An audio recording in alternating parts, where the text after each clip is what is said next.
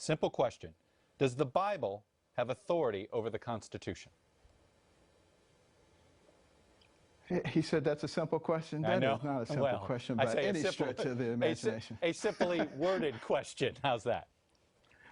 I think probably what you have to do is ask a very specific question about a specific passage of the Bible and a specific portion of the Constitution. I don't think you can answer that question other than out of very specific context.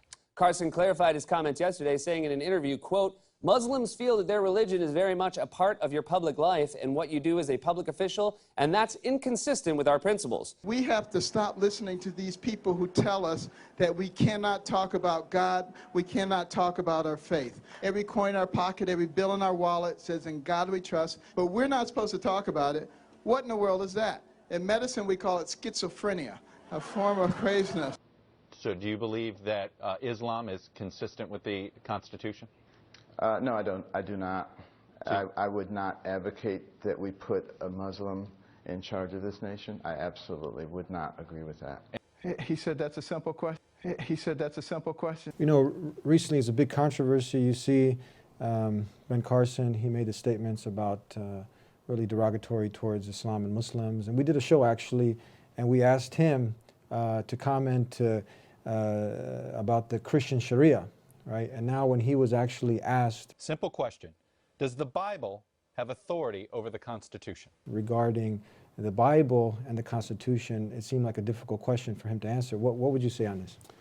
Bigotry is one thing that Ben Carson has been guilty of. Yeah. Another is hypocrisy.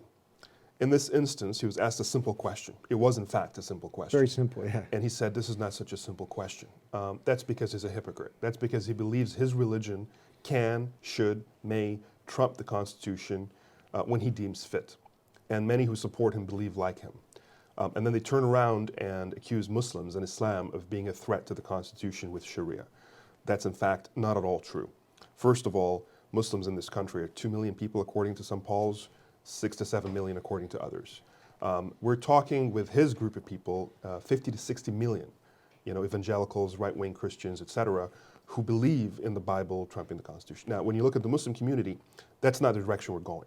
We're not interested in Sharia pipping the Constitution. Sharia is something that can be practiced without in any way conflicting with the Constitution in personal affairs, and that's the direction we take, and that's the extent of it. There's no interest, there's no movement, there's no money being pumped in, there are no candidates being run in order to do otherwise at the federal level, at the state level, at any government level, like what his community is doing. Secondly, when you talk about that group of people, you're talking about billions of dollars that are being raised. It's not just that there are 50 to 60 million people, but billions of dollars in political power, money. And then they're running candidates. They have Mike Huckabee, they have this guy, they have others, they have the Tea Party. Have you heard of the Hubble Hookah Party? I haven't. You know, the Tea Party is the one that's out there. Yeah.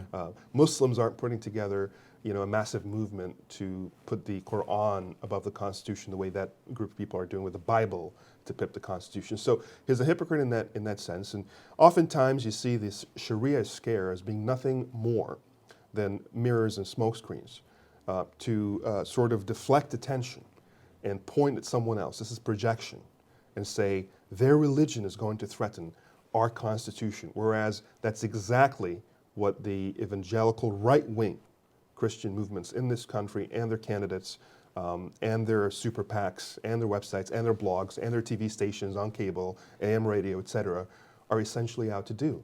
And that is the religious threat to this Constitution that many people are not talking about.